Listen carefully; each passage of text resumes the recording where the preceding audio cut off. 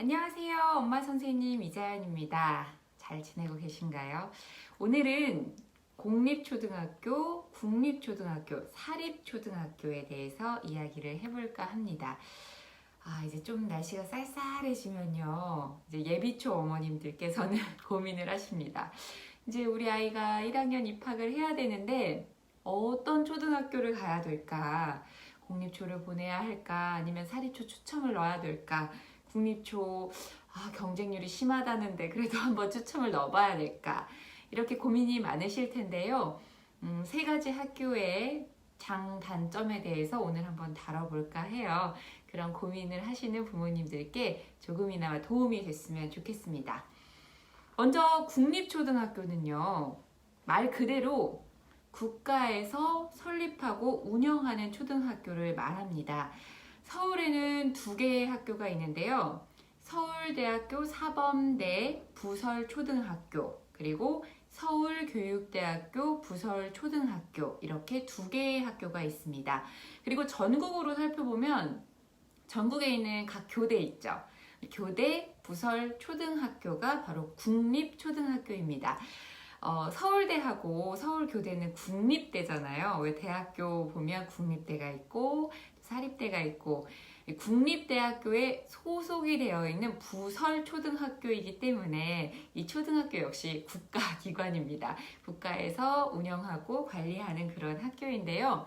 국립초등학교의 장점으로 첫 번째는 우수한 교사진을 꼽을 수가 있습니다. 국립초등학교에 근무하시는 교사분들은 한 분야에 굉장히 특화된 그리고 전문성을 갖춘 선생님들께서 근무를 하시게 되거든요. 그냥 발령을 5년마다 이렇게 각 학교로 발령을 받는 그런 시스템으로 가는 것이 아니고, 지원을 하셔서 어떤 특정 분야에서 굉장히 능력이 있으시고 전문성이 있다라는 것을 인정받으시고 그 지원했을 때 자격이 되신 분들이 가실 수 있는 학교이기 때문에 굉장히 능력 있는, 그리고 모든 선생님들이 능력이 다 있으시지만 그래도 좀 더 전문성 있고 한 분야에서 특화된 교사진들이 근무를 하게 됩니다. 그렇기 때문에 어떻게 보면 양질의 교육을 받을 수 있게 되는 거죠. 그런데 또 하나의 두 번째 장점, 무료라는 겁니다. 국립초등학교이기 때문에 나라에서 운영하는 것이 학교이기 때문에 무료로 다닐 수 있는 학교입니다. 그러니까 양질의 교육을 무료로 받을 수 있기 때문에 많은 분들이 선호를 하겠죠. 그래서 아무래도 이게 또 단점으로 나타나게 되는데요. 경쟁률이 어마어마합니다. 서울교대 부설초등학교 같은 경우에는요, 제가 아나운서로 근무하던 시절에 뉴스를 읽었던 기억이 나요. 40대 1이었어요. 100명 정도 뽑는데 굉장히 많은 몇천 명의 지원을 해서 그게 뉴스화될 만큼 굉장히 많은 분들이 지원을 하고, 그렇기 때문에 그 경쟁률이 높다는 점, 그러니까 아무나 바란다고 해서 갈 수 있는 게 아니라 정말 하늘의 운이 따라야 된다. 이게 어떻게 보면 단점이라면 단점일 수 있을 것 같습니다. 그리고 아무래도 그 각지에서 추첨이 돼서 모이다 보니까 조금 학교의 위치와 나의 집이 좀 멀다. 그러면 아이들이 셔틀이나 그 등하교가 좀 시간이 오래 걸린다는 것, 그것도 단점으로 꼽을 수 있을 것 같습니다. 다음은 공립초등학교를 좀 살펴볼게요. 공립초등학교는 우리 동네에 있는, 가까이서 볼 수 있는 그런 학교들을 공립초등학교라고 합니다. 지 자체에서 운영하고 설립한 초등학교를 공립초등학교라고 하는데요. 우리가 흔히 그 동네에 있는 교육청 있죠. 예를 들면 강남교육청, 동작교육청 등등등등 그런 교육청 산하에 소속된 초등학교를 공립초등학교라고 하고, 우리가 의무교육으로 가게 되는 그런 학교를 공립초등학교라고 합니다. 공립초등학교의 장점은 우선 첫 번째는 아무래도 집에서 가깝다는 거. 가까우면 아침만 해도 생각해보세요. 어머님들 막 아침 밥 먹여야지, 숙제 챙겨야지, 가방 챙겨야지, 일어나라, 밥 먹어라, 신발 신어라, 옷 입어라, 얼마나 아침 시간이 바빠요.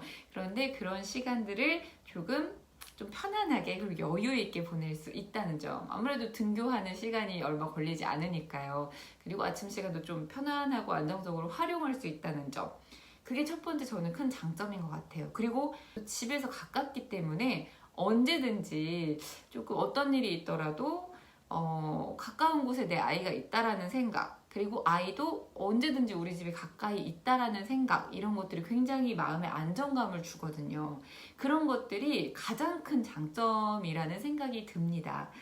그리고 공립초등학교의 두 번째 장점은 아무래도 교우 관계에 있어서 동네 친구들이 뭐 하교하고도 함께 어울릴 수 있는 시간들이 많고, 또 학교 가면 또 우리 뭐 옆집 아이, 아랫집 아이, 같은 아파트 사는 친구들, 그렇다 보니까 아무래도 그 동네 네트워크가 끈끈하잖아요.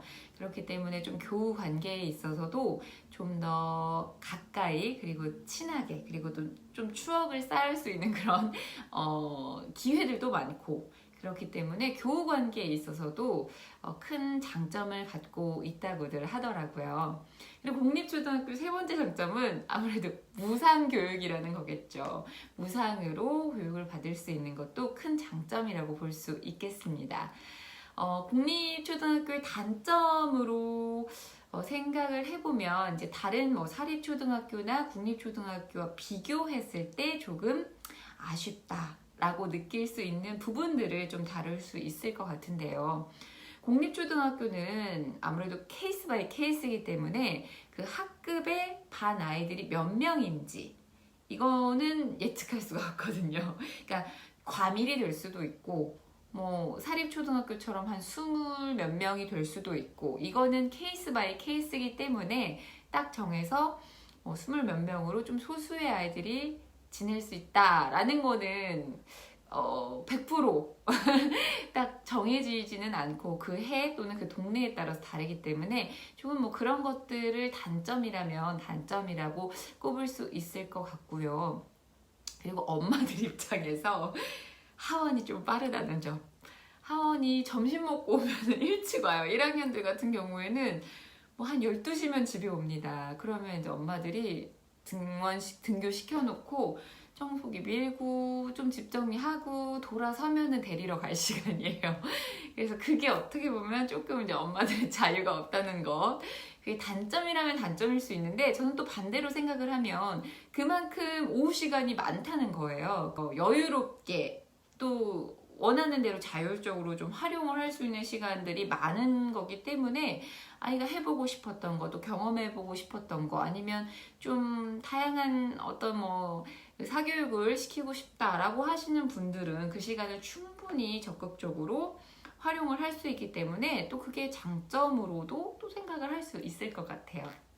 다음은 사립초등학교에 대해서 말씀을 드려볼까 해요. 사립초등학교는 개인이나 사법이 설립하고 운영하는 그런 초등학교를 말합니다. 서울 시내에도 여러 군데가 있고요. 전국적으로는 70곳이 넘는 사립초등학교가 있습니다. 공통적인 건 1번 추첨을 해서 들어가야 된다는 거예요.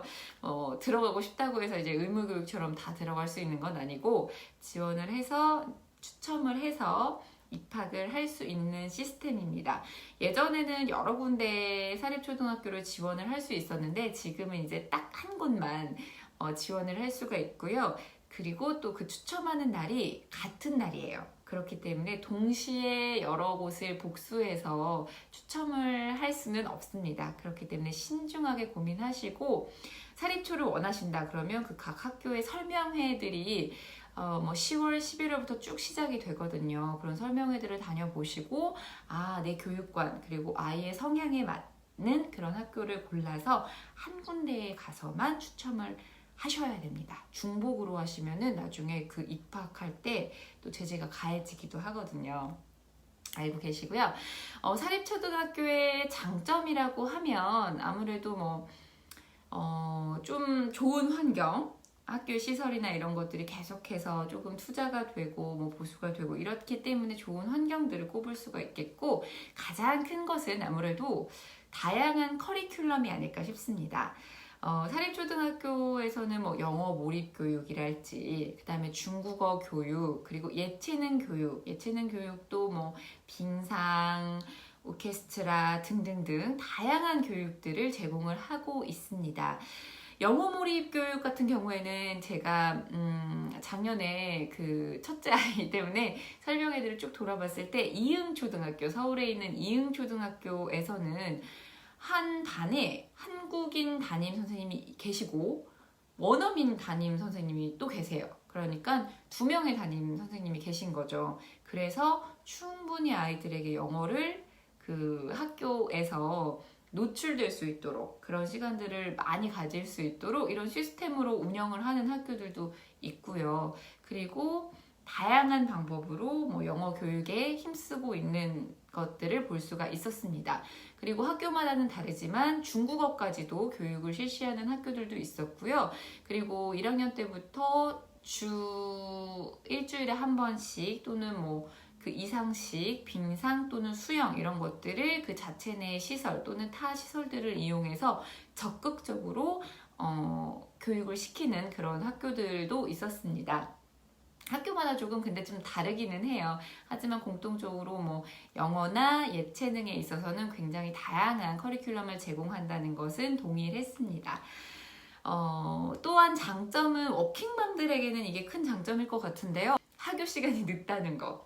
아무래도 워킹맘들은 좀 아이들이 일찍 학교를 하게 되면 안전상의 문제랄지 아니면 뭐 교육적인 문제랄지 좀 고민이 되기도 하잖아요. 그런데 아무래도 다양한 커리큘럼을 소화해야 하기 때문에 사립초는 좀 학교 시간이 늦어요. 거기에다 셔틀 시간까지 있어서 한 3시? 늦은 4시까지도 학교 활동이 이루어지는 것 같아요. 그렇기 때문에 워킹맘들에게는 조금 더 선호할 수 있는 장점이지 않을까 싶습니다. 사립초의 단점이라면 아무래도 비용이 든다는 점이겠죠.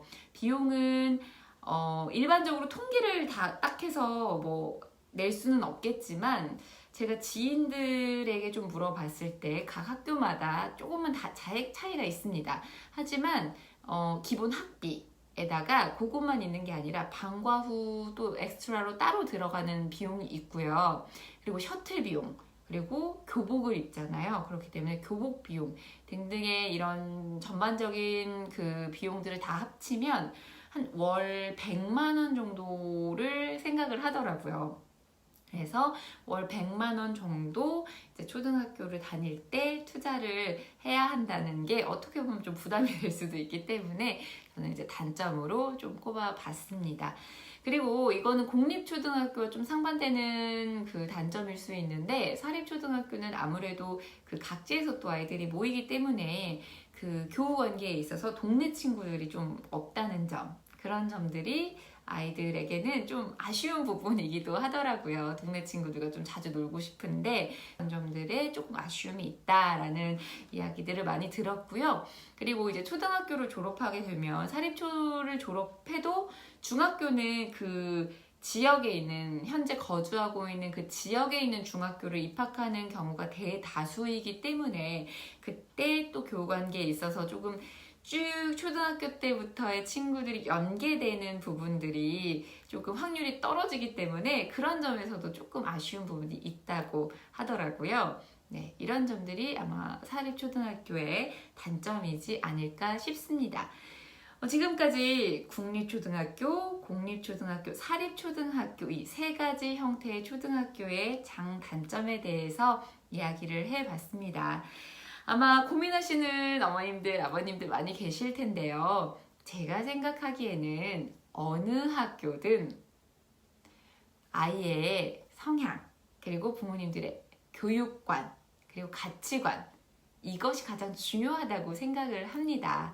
학교마다 다 장점이 있고 단점이 있기 때문에, 그리고 또 케이스 바이 케이스이기 때문에 아이의 성향 잘 고려하시고, 그리고 나의 교육관은 어떠한지에 대해서도 좀 고민을 해보시고 어떤 환경이 우리 아이에게 가장 즐겁고 행복한 초등 시절을 선물해 줄 수 있을지에 대해서 잘 고민해 보시고 현명하게 선택하신다면 즐겁고 행복한 초등 생활을 보낼 수 있을 거라고 생각합니다. 영상이 도움이 되셨다면 좋아요 그리고 구독 꾹 눌러주세요. 감사합니다. 지금까지 엄마 선생님 이자연이었습니다.